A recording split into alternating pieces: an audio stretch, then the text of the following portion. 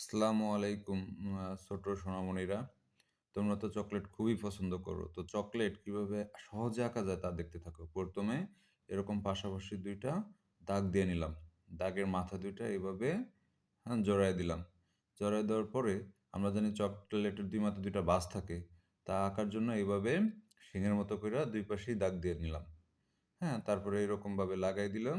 এই পাশেও এরকমভাবে লাগাই দিলাম। এবার চকোলেটের আমরা জানি যে চকোলেটের গায়ে অনেক সুন্দর, সুন্দর আঁকা-জোকা থাকে।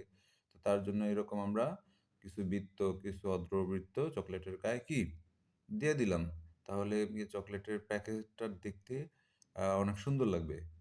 চকোলেট আঁকা শেষ। এটা একটা চকোলেটের আ মতোই লাগে। তো এবার আমরা যদি একটু রং কইরা দেই, এটা যেকোনো রং করতে পারো। কারণ চকোলেটের প্যাকেটে তো অনেক রং থাকে। তো আমি আমার মতো করে লাল রং করে লাল আর হলুদ রং করব।